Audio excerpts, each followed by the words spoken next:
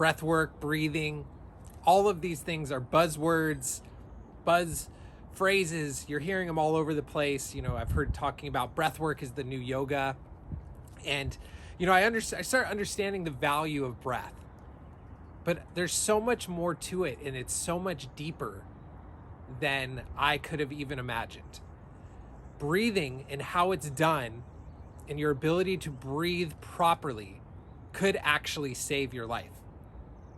The first thing I want to talk about, and I'm going to go over 3 of them, is breathing through your nose.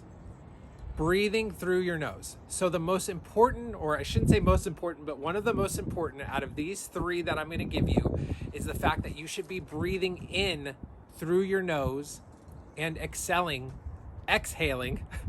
out of your mouth. Your body is completely built to breathe in oxygen through the nose. Every facet of your body, every molecule, every bit of your being that needs oxygen benefits and gets the full nourishment through your nose. Breathing through your mouth is bad. It can cause so many health problems for you. It can lead to sleep apnea. It can lead to, snoring. It can lead to, autoimmune diseases, all of these types of things, because your body is not meant to breathe in air through your mouth. It does not allow the nutrients of the air to soak into every cell of your body. So you should be breathing in through your nose and breathing out through your mouth. Breathing in and out of your mouth is not going to benefit you in the slightest. In fact, it is going to hurt you. Sure, we can breathe in through our mouth, we can breathe through our nose. It's actually a way that humans developed so that if something went wrong with their nose, they had another way to breathe, and that's through their mouth. But you should never breathe through your mouth. So remember this.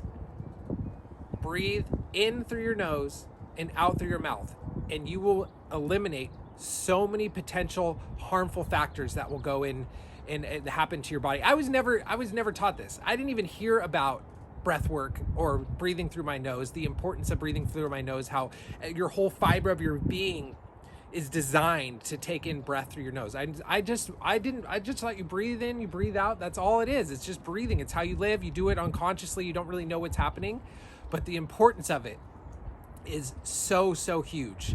So if you catch yourself breathing through your mouth, try to rectify it. Now, I understand a lot of people do have congestion issues, and it's easier said than done, and you should visit a doctor and talk to somebody about that. But if you are able to breathe through your nose, you should make that your number 1 priority. The second fact that I want to talk about is chewing. This one blew my mind away. So back in the day, in our ancestors, I'm talking over 300 years ago, even longer than that, chewing was such an important part of the daily life of what we did. So our ancestors, especially back when they used to forage and do all these things, they would chew on hard things all the time. So they would sit by the campfire, they would be eating things that were rough and chewing, and they would do it for hours and hours and hours. And you know what that led to? Proper teeth alignment, strong bone structure, and huge cavities for you able to breathe, nasal cavities for you to breathe. The act of chewing actually makes your whole jaw become more pronounced, and like I said, your teeth straighter. And you want to know what's crazy? This is a crazy fact. Up until through your 70s, you can actually create bone mass in your jaw. You can actually make your nasal cavities more expansive. You can actually get your teeth straighter. So if you start chewing things now, if you start chewing spend your day instead of just drinking smoothies or having soft foods, you're going to do so much just for your breathing just through that. Now you might be asking, well, how am I going to chew on things that are, for hours at a time? And that's true. I mean, a lot of the food that we eat is processed, and that's where so much of our cavities and our issues with our teeth come from, and then that affects how we breathe as well. But there's a simple technique that I learned that you can utilize, and you can do it for like 2 hours a day, and it's this simple. Chew some gum. I'm not really into sugar, So I don't necessarily want to choose gum that you could find in a store or something like that. But there are pieces of gum out there that actually are completely sugar-free, that just have mint in them. And the act of chewing gum for 2 hours a day stimulates all of this muscle growth inside of your jaw, impacts the way your teeth, how strong your teeth are. And like I said, your nasal cavities will actually open up. So you should be chewing food, not just soft stuff. It's actually something that we learned and was passed down, and our body flourishes because that was our original way of eating, was chewing. And I used to always think about, back in the day, I was like, man, how did people in tribes hundreds of thousands of years ago, how did they deal with cavities? How did they deal with it? They didn't have cavities back then, or mess with their teeth, because they were doing all of the things that they needed to have a healthy bone structure in their mouth. I have a family member who got really into chewing gum. I mean, she loved chewing gum. She got obsessed with it. I mean, she was chewing it probably 10 to 12 hours a day. She would always have gum by her. She could never leave. Every time I saw her, she was sitting there chewing on gum. And, I started chewing on gum too, because she was chewing on gum and I looked up to her and everything. But she took it to a far extent. She actually developed jaw problems from chewing too much. She developed what's called TMJ, which is this issue that you get right here in your jaw. So I'm not recommending chewing gum all day. You don't have to do it that much, but find foods and gum that make you chew, that make you work for it. And you will start seeing huge benefits and actually regrow bones and make them stronger in your mouth. And you can do it throughout your whole life. You are not set with the bone structure that you have. You can make the change.